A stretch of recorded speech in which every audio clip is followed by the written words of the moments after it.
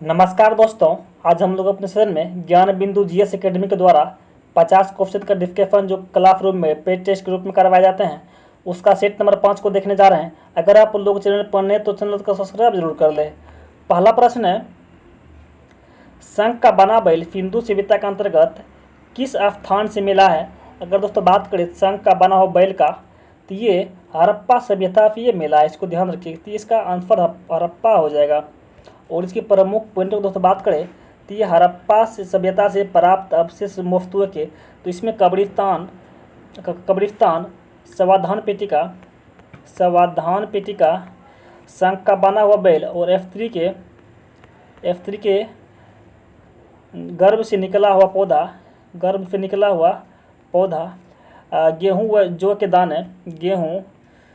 के दाने यहाँ से मिले हैं। और स्वास्तिक एवं चक्र के साक्ष्य और सीपी का पैमाना यहाँ से इत्यादि यहाँ से मिले हैं। तो ये सब इसके प्रमुख पॉइंट है, इसको ध्यान रखिएगा। आगे बढ़ते प्रश्न है, निम्नलिखित में से कौन सा विकल्प असत्य है।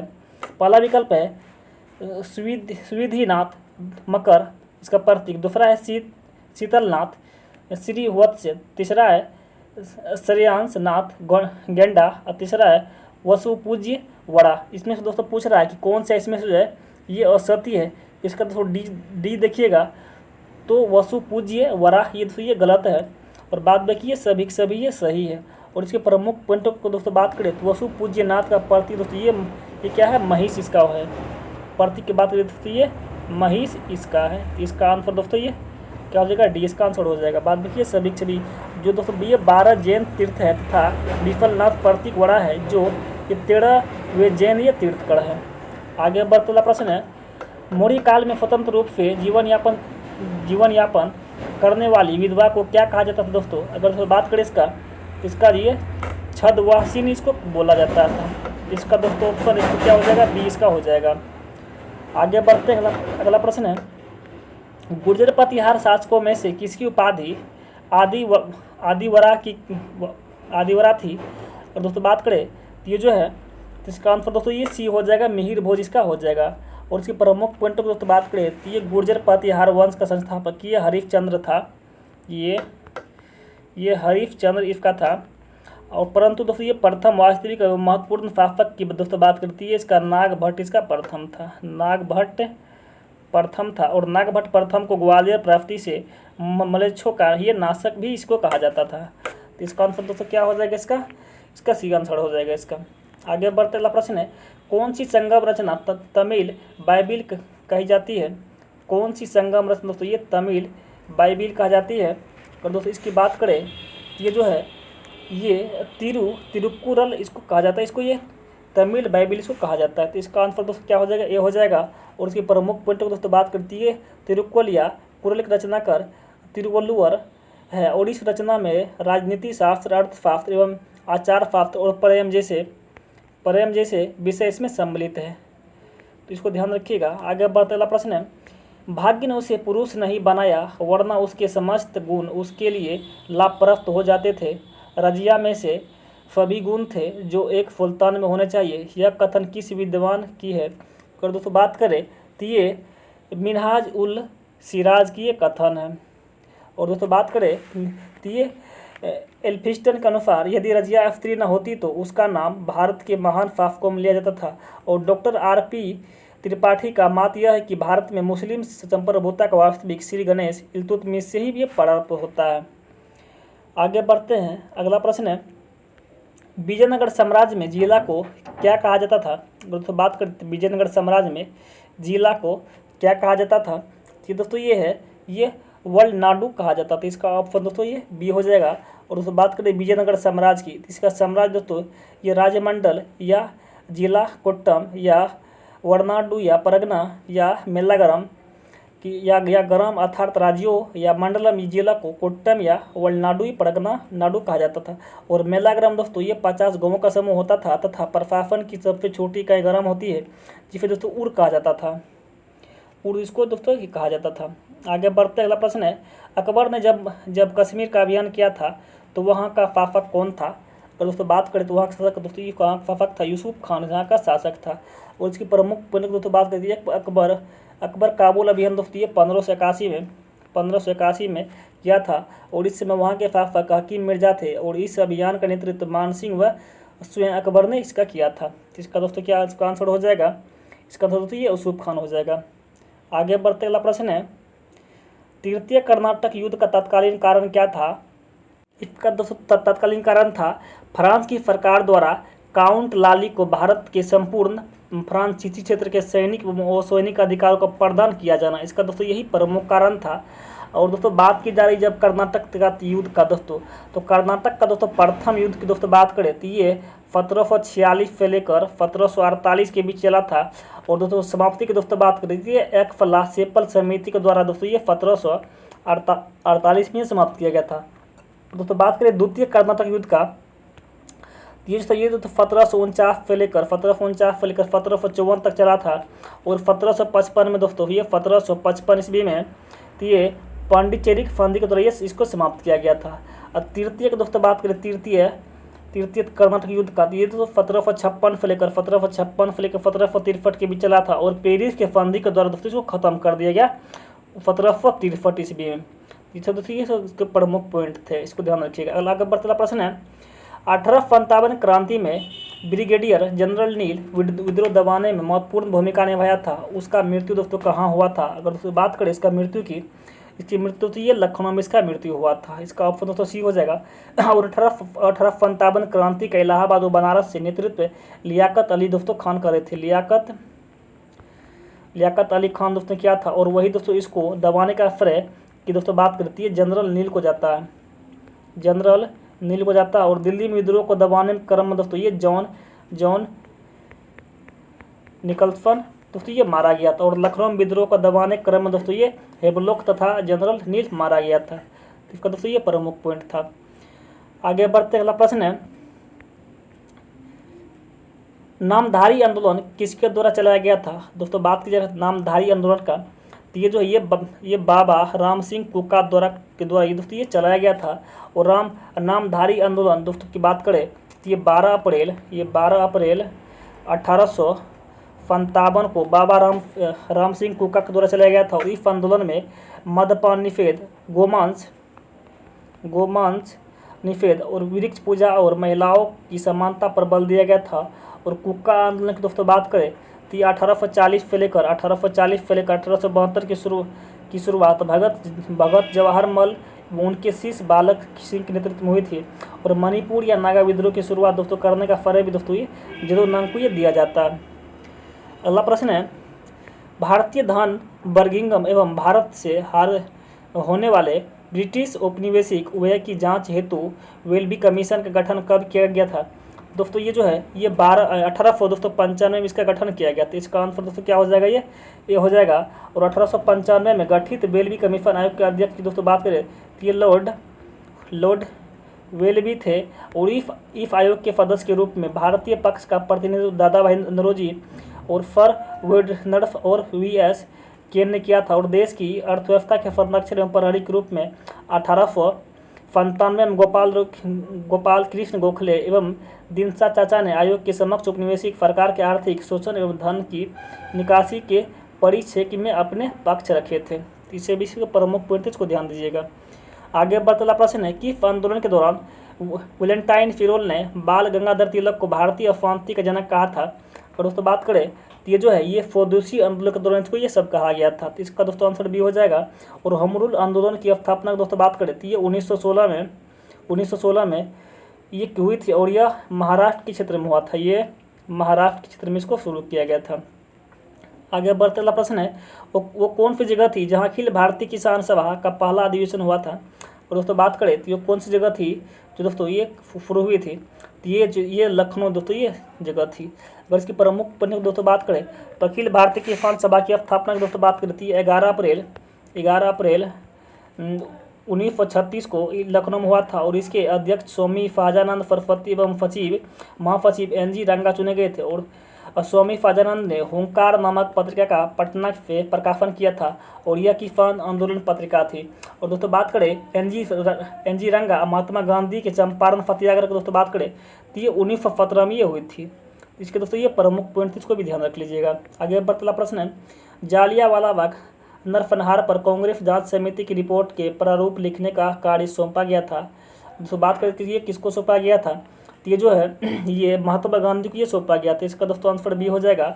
और जालियांवाला बाग हत्याकांड की जांच हेतु कांग्रेस ने मदन मोहन मालवीय की अध्यक्षता में एक समिति की नियुक्ति की थी। इसका नाम था दोस्तों तहकीकात समिति, इसका नाम था। और इस समिति के अन्य सदस्यों में मोतीलाल नेहरू, महात्मा गांधी, CR दास और अब्बास तैयब जी और MR कर इसके दोस्तों ये प्रमुख इसके सचिव थे। और दोस्तों इस समिति की रिपोर्ट प्रारूप महात्मा गांधी के द्वारा ये लिखा गया था।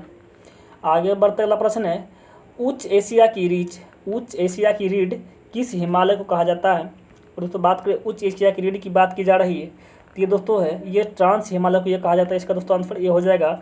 और इस उच्च एशिया की रीढ़ दोस्तों backbone of high Asia trans Himalaya Karakoram श्रेणी को कहा जाता है। और ट्रांस हिमालय के अंतर्गत काराकोरम, लद्दाख, जास्कर और कैलाश आदि पर्वत श्रेणियाँ इसमें आती है। और ट्रांस हिमालय की सबसे ऊंची चोटी की दोस्तों बात करें तथा विश्व की दूसरी सबसे छोटी ऊंची की दोस्तों बात करती है गाड़ी दोस्तों केटू है। और जिसकी ऊंचाई की दोस्तों बात करती है 8611 मीटर दोस्तों इसकी ऊंचाई है। आगे बढ़ते अगला प्रश्न है, बिहार स्थित कैमूर हिल किस श्रेणी का हिस्सा है। तो दोस्तों बात करें तो बिहार स्थित कैमूर हिल का, तो ये जो है ये विंध्य श्रेणी की ये हिल है। तो इसका दोस्तों इसका ऑप्शन क्या डी हो जाएगा। और विंध्य श्रेणी का विस्तार गुजरात, मध्य प्रदेश, यूपी, बिहार और छत्तीसगढ़ तक दोस्तों ये फैला हुआ था। इसे गुजरात में जोबट हिल भी कहा जाता है। इस सबको ध्यान रखिएगा, प्रमुख पॉइंट था। आगे बढ़ते हैं, अगला प्रश्न है, निम्नलिखित में से किस नदी को गौरी गंगा के नाम से भी जाना जाता है। दोस्तों बात की जा रही गौरी गंगा का नाम से किन्हें जाना जाता है, ये प्रमुख पॉइंट दोस्तों है गौरी गंगा के नाम से। तो ये शारदा नदी को ये कहा जाता है। और शारदा नदी प्रारंभ में गौरी गंगा तथा भारत नेपाल सीमा पर काली नदी के नाम से जानी जाती थी। यह घाघरा नदी की सहायक, यह जो है यह घाघरा नदी की सहायक नदियां हैं। और कैन जो है ये यमुना नदी की सहायक। और कावेरी नदी को दोस्तों ये दक्षिणी गंगा दोस्तों कहा जाता है। और गोदावरी नदी की दोस्तों बात करें तो गोदावरी नदी को दोस्तों ये बूढ़ी गंगा या दक्षिणी भारत की गंगा कहा जाता है। यह प्रायद्वीपीय भारत की सबसे लंबी दोस्तों यही है गोदावरी नदी। इस सबको ध्यान रखिएगा, बहुत इंपॉर्टेंट प्रश्न है। अगला प्रश्न है, पश्चिमी विक्षोभ किस प्रकार की फसल के लिए अत्यधिक लाभदायक है। दोस्तों बात की जा रही पश्चिमी विक्षोभ की, ये जो है पश्चिमी विक्षोभ ये रबी फसल के लिए बहुत उत्तरदायी और बहुत लाभकारी सिद्ध होते हैं। और पश्चिमी विक्षोभ भारतीय उपमहाद्वीप में जाड़े के मौसम में पश्चिमी तथा उत्तर पश्चिम भारत से प्रवेश करता है। और यह भूमध्य सागर से उत्पन्न होते हैं। इस सब इसके प्रमुख पॉइंट है। और भूमध्य सागर के दोस्तों अलावा की दोस्तों बात करती है कैस्पियन सागर में भी इसका आर्द्रता ग्रहण किया जाता है। और पश्चिमी विक्षोभ से सर्वाधिक दोस्तों लाभान्वित राज्य की बात करें तो सर्वाधिक लाभ तो दोस्तों किसको होती है, तो ये पंजाब को दोस्तों ये सर्वाधिक किसको लाभ होती है पश्चिमी विक्षोभ के कारण से। आगे बढ़ते अगला प्रश्न है, वज्रपोहा जलप्रपात किस नदी पर अवस्थित है। तो दोस्तों बात करें तो ये जो ये मांडवी नदी पर ये अवस्थित है। और दोस्तों बात करें तो ये दूध सागर जलप्रपात तथा वज्रपोहा जलप्रपात और गोवा स्थित में दोस्तों ये मांडवी पर है। और नर्मदा नदी पर दुग्धारा कपिल धारा जलप्रपात है। और कावेरी नदी पर दोस्तों बात करें शिव समुद्रम तथा होगियनकल जलप्रपात इस पर अवस्थित है। तो इस सबको दोस्तों ध्यान रखिएगा, बहुत इंपॉर्टेंट प्रश्न है। आगे बढ़ते अगला प्रश्न है, निम्नलिखित में से कौन सा विकल्प असत्य है। दोस्तों असत्य को चुनने के लिए बोल रहे हैं, इसमें से कौन सा असत्य है। देखिएगा ये धर्मा गुजरात, कुंडापुरा कर्नाटक, वितरणा महाराष्ट्र, कजुवेली महातीर्थ तमिलनाडु। तो ये दोस्तों ये धर्मा जो है ये दोस्तों ये गलत है, बाद बाकी सभी से भी सही है। और दोस्तों धर्मा की बात करें ये धर्मा कक्ष वनस्पति मैंग्रोव या उड़ीसा राज्य में दोस्तों ये अवस्थित है। गुजरात में दोस्तों ये ओडिशा में ये अवस्थित है, तो इसको भी ध्यान रख लीजिएगा। आगे बढ़ते अगला प्रश्न है, सरदार सरोवर परियोजना से सर्वाधिक दुष्प्रभावित राज्य निम्नलिखित में से कौन सा है। दोस्तों बात करें सरदार सरोवर परियोजना से, ये जो है दोस्तों ये मध्य प्रदेश सर्वाधिक दोस्तों ये दुष्प्रभावित ये होते हैं। अगर बात करें दोस्तों सरदार सरोवर परियोजना की, ये नर्मदा नदी पर गुजरात में है। और इस परियोजना से सर्वाधिक लाभ गुजरात को तथा सर्वाधिक हानि की दोस्तों बात करती है मध्य प्रदेश को होता है। और लाभ की दोस्तों ये लाभ गुजरात को और हानि की दोस्तों बात करती है मध्य प्रदेश को ये होता है, इसको ध्यान रखिएगा। आगे बढ़ते अगला प्रश्न है, निम्नलिखित में से कौन सा विकल्प असत्य है। बेगमा मेघालय, कुमारी पश्चिमी घाट, तीसरा है दोस्तों कुरवा छत्तीसगढ़, चौथा है पालमू मणिपुर। और दोस्तों बात करें तो ये जो है ये कुरवा जो छत्तीसगढ़ दोस्तों ये गलत है, बाद बाकी सभी के सभी सही है। तो इसका दोस्तों आंसर क्या हो जाएगा, सी हो जाएगा। ये कुरवा किया कि गलत है। और दोस्तों बात करें झारखंड में स्थानांतरित कृषि को दोस्तों कुरवा कहा जाता है, और छत्तीसगढ़ में स्थानांतरित कृषि को दोस्तों ये देपया डाहिया या बेबर तथा छत्तीसगढ़ के बस्तर जिला में ये दीपा कहा जाता है। इस सबको दोस्तों ध्यान दीजिएगा, बहुत इंपॉर्टेंट प्रश्न है। आगे बढ़ते अगला प्रश्न है, निम्नलिखित कथनों पर विचार कीजिए। बालाघाट हीरो की खानों के लिए प्रसिद्ध है, मझगांव मैगनीज भंडारों के लिए प्रसिद्ध है। अब दोस्तों इसमें से बोल रहा है उसमें से कौन सी संपत्ति है। और दोस्तों बात करें तो ये इनसे दोस्तों ये कोई दोस्तों ये सही नहीं, तो इसका दोस्तों ऑप्शन डी हो जाएगा। आगे बढ़ते अगला प्रश्न है, निम्नलिखित में से कौन सा विकल्प गलत है। कलपक्कम कर्नाटक, जेतापुर महाराष्ट्र, दूसरा काकरापारा गुजरात, चौथा है कुडनकुलम तमिलनाडु। तो दोस्तों बात करें तो ये कालपक्कम जो दोस्तों ये कर्नाटक है ये गलत है दोस्तों, बात बाकी है सभी के सभी दोस्तों ये क्या सही है। और दोस्तों ये कलपक्कम की बात करें तो ये नाभिकीय ऊर्जा केंद्र तो ये कर्नाटक में दोस्तों ये तमिलनाडु में है, ये तमिलनाडु में अवस्थित, इसको ध्यान रखिएगा। आगे बढ़ते अगला प्रश्न है, अखिल भारतीय खादी ग्रामोदय बोर्ड का गठन किस वर्ष में हुआ था। अगर दोस्तों बात करें तो ये 1954 में इसका गठन किया गया था, इसका आंसर दोस्तों बी हो जाएगा। और अखिल भारतीय हथकरघा बोर्ड की दोस्तों बात करें तो ये हथकरघा बात करें दोस्तों तो ये 1950 में, और अखिल भारतीय हस्तकला बोर्ड की दोस्तों बात करें तो 1953 में। और दोस्तों बात करें केंद्रीय विक्रम संगठन की गठन की दोस्तों बात करती है 1958 में की गई थी। तो दोस्तों ये सभी के सभी दोस्तों नॉनस्टॉप आप लोग को पढ़ाए जा रहे हैं, तो आप लोग पसंद है तो चैनल को सब्सक्राइब जरूर कर ले, ताकि दोस्तों मेरा भी चैनल जल्दी मोनेटाइज हो सके। आगे बढ़ते अगला प्रश्न है, बोरीवली राष्ट्रीय उद्यान अवस्थित दोस्तों कहाँ है। अगर उसमें बात करें तो ये जो है ये महाराष्ट्र में अवस्थित है, और दोस्तों इसका आंसर सी हो जाएगा। अगला प्रश्न है, चितवाहन दोस्तों ये चितपावन जनजाति किस राज्य की है। चितपावन जनजाति दोस्तों ये किस राज्य की है। अगर उसमें बात करिए तो ये महाराष्ट्र की ये जनजाति, इसको ध्यान रखिएगा। अगला प्रश्न है, कालियट्टम लोक नृत्य किस राज्य से संबंधित है। कालियट्टम की दोस्तों बात की जा रही है तो ये जो है दोस्तों ये केरल से संबंधित है कालियट्टम। अगला प्रश्न है, बागडोगरा अंतर्राष्ट्रीय हवाई अड्डा अवस्थित है कहाँ पर दोस्तों अवस्थित है ये बागडोगरा। तो ये जो है दोस्तों तो ये पश्चिम बंगाल में अवस्थित है बागडोगरा। अगला प्रश्न है, विकेंद्रीकरण प्रक्रिया की शुरुआत किस अधिनियम से की गई मानी जाती है। दोस्तों विकेंद्रीकरण की प्रक्रिया की दोस्तों बात की जा रही है तो ये जो है ये दोस्तों ये भारत शासन अधिनियम ये 1861 से दोस्तों ये मानी जाती है, तो इसका ऑप्शन दोस्तों बी हो जाएगा। और भारत परिषद अधिनियम 1861 भारत के संवैधानिक इतिहास में एक महत्वपूर्ण घटना है, क्योंकि इसके द्वारा भारत सरकार की मंत्रिमंडलीय व्यवस्था की नींव रखी गई है। और इस अधिनियम का कुछ प्रमुख प्रावधान है, जिसे दोस्तों फराय की विधानसभा में न्यूनतम 6 और अधिकतम 12 अतिरिक्त मनोनीत सदस्यों का प्रावधान किया गया है। तो ये सदस्य इसके प्रमुख पॉइंट हैं। आगे बढ़ते अगला प्रश्न है, भारत के संदर्भ में धर्मनिरपेक्ष शब्द का सही भाव दोस्तों क्या है। दोस्तों बात करें तो धर्मनिरपेक्ष का बोल रहा है कि भारत के संदर्भ में धर्मनिरपेक्ष का दोस्तों अर्थ क्या है। तो ये जो है दोस्तों ये भारत में राज्य का कोई धर्म नहीं, इसका दोस्तों यही मतलब होता है। दोस्तों इस प्रकार से इसका आंसर क्या हो जाएगा, डी हो जाएगा। और मूल प्रस्तावना में धर्मनिरपेक्ष शब्द नहीं था, और 42वें संविधान संशोधन 1976 के द्वारा दोस्तों इसमें जोड़ लिया गया है, इसको भी ध्यान रखिएगा। 1976 में इसको जोड़ लिया गया है 42वें संविधान संशोधन के अंतर्गत। आगे बढ़ते अगला प्रश्न है, भाषा के आधार पर राज्यों के गठन हेतु राज्य पुनर्गठन राज्यों की स्थापना दोस्तों कब की गई थी। तो दोस्तों बात करिए तो ये 1953 में दोस्तों ये की गई थी, इसका दोस्तों ये आंसर दिसंबर 1953 इसका हो जाएगा। और दिसंबर 1953 में सरकार द्वारा 3 सदस्यीय राज्य पुनर्गठन योजना फजल अली की अध्यक्षता में गठित की गई थी। और इस आयोग के 2 सदस्यों में से के.एम. पनिक्कर और H.N.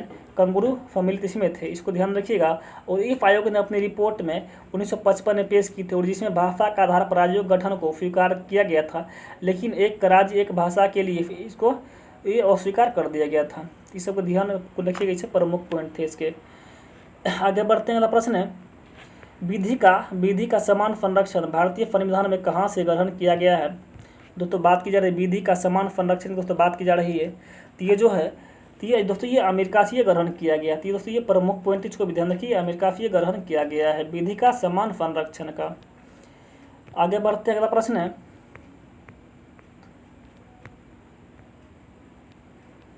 बेसबॉल किस परिसर में दोस्तों खेला जाता है। दोस्तों बात की जा रही है बेसबॉल का, बोल रहा है किस परिसर में खेला जाता है। तो फिर दोस्तों ये हम लोग क्वेश्चन कुछ आगे बढ़ चुके हैं। अगला प्रश्न है द्वितीय पिछड़ा वर्ग का गठन किस वर्ष हुआ था। दोस्तों बात की है द्वितीय पिछड़ा वर्ग का गठन किस वर्ष किया गया था। ये दोस्तों है ये जो है ये 1979 में इसका गठन दोस्तों ये किया गया था। तो इसका दोस्तों ऑप्शन इसका क्या हो जाएगा, सी हो जाएगा इसका आंसर। द्वितीय पिछड़ा वर्ग आयोग दोस्तों ये जनता पार्टी सरकार के द्वारा 1979 में वीपी मंडल की अध्यक्षता दोस्तों की गई थी और प्रथम पिछड़ा वर्ग आयोग की दोस्तों के काका कालेलकर की दोस्तों अध्यक्षता में की गई थी। तो इसका ऑप्शन दोस्तों क्या हो जाएगा, सी हो जाएगा। आगे बढ़ते अगला प्रश्न है मतदाता को उम्मीदवार से संबंधित सूचना का अधिकार किस प्रकार का मौलिक अधिकार है। और दोस्तों बात करें तो ये जो है ये स्वतंत्रता का ये अधिकार, तो इस प्रकार दोस्तों ये बी हो जाएगा। और दोस्तों बात करें तो ये इंडियन एक्सप्रेस बनाम भारत संघ 1985 में केस में सुप्रीम कोर्ट ने अनुच्छेद 19 के 1 के अनुसार दोस्तों ये एक के क में वर्णित विचार एवं अभिव्यक्ति की स्वतंत्रता में ही प्रेस की स्वतंत्रता को दोस्तों ये निहित किया गया है। और मतदाता को उम्मीदवार से संबंधित सूचना का अधिकार दोस्तों ये सर्वोच्च न्यायालय द्वारा अनुच्छेद 19 के 1 के क के तहत स्वतंत्रता का अधिकार इसको माना गया है। आगे बढ़ते अगला प्रश्न है वह व्यक्ति जो संसद के किसी सदन का अथवा राज्य विधानसभा का सदस्य राष्ट्रपति द्वारा होने पर उसे सदन की सदस्यता छोड़नी पड़ती है, यह किस अनुच्छेद में वर्णित है। दोस्तों बात करें तो ये अनुच्छेद ये 59 में ये वर्णित है। फिर दोस्तों ये अनुच्छेद 59 में दोस्तों ये वर्णित है। इसका दोस्तों ऑप्शन क्या हो जाएगा, सी हो जाएगा।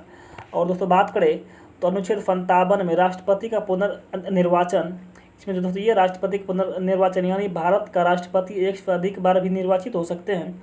और दोस्तों बात करें अनुच्छेद 58 की, तो ये राष्ट्रपति पद के लिए अर्हता या शपथ ये इसमें दोस्तों इसमें ये बात की गई है। और दोस्तों बात करें तो ये अनुच्छेद 59 की दोस्तों, तो इसमें दोस्तों ये राष्ट्रपति के शर्तें इसमें दी गई है, शर्तें इसमें दी गई है। और दोस्तों बात करिए 355 की, तो ये बाह्य आक्रमण एवं सशस्त्र विद्रोह से राज्य की रक्षा करने की दोस्तों ये संघ का कर्तव्य किया गया है। तो आगे बढ़ते अगला प्रश्न है आपातकाल के दौरान राजनीतिक स्तर पर आपदा प्रबंधन का सर्वेसर्वा कौन होता है।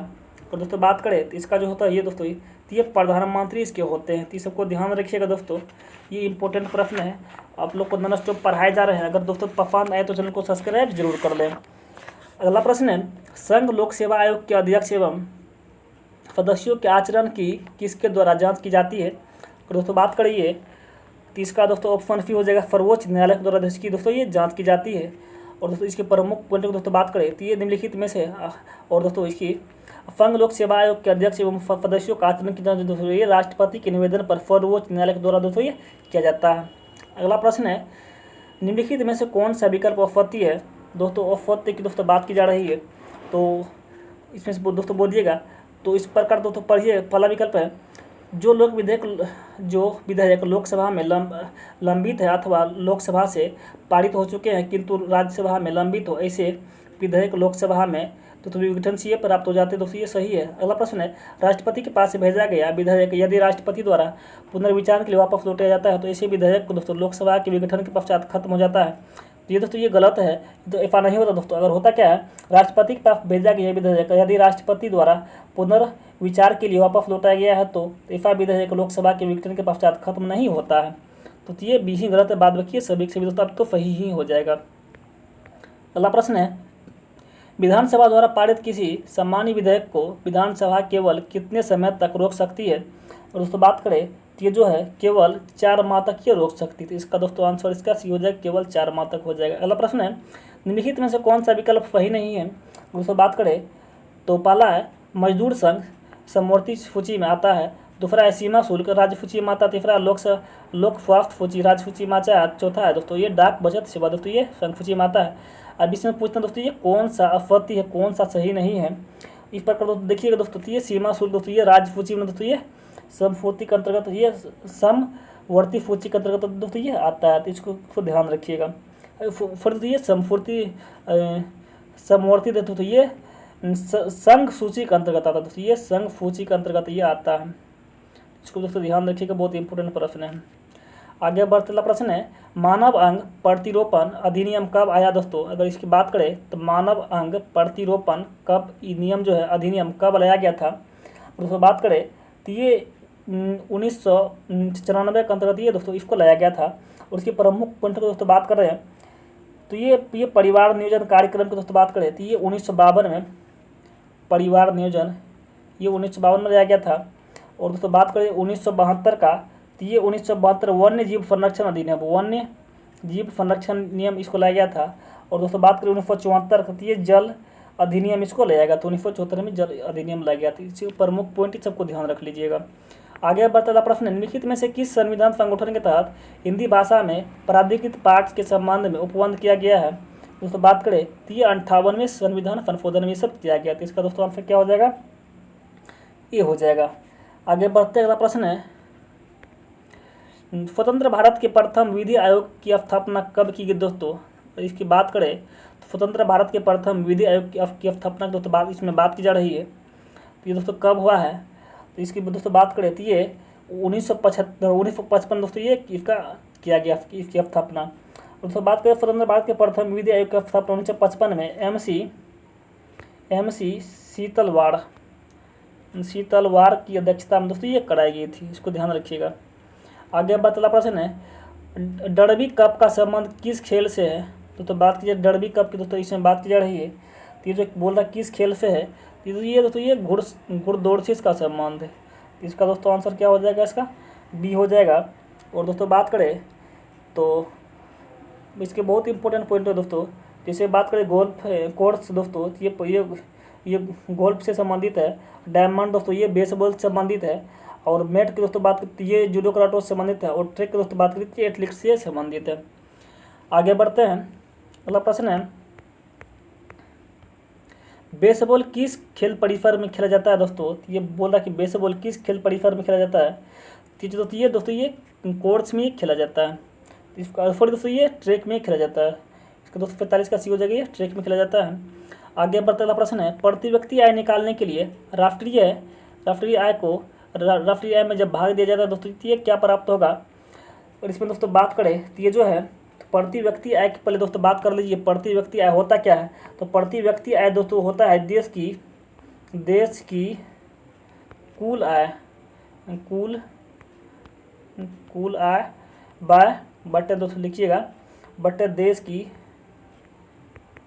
की कुल जनसंख्या, तो यही होती है प्रति व्यक्ति आय बराबर, इसको ध्यान रखिएगा।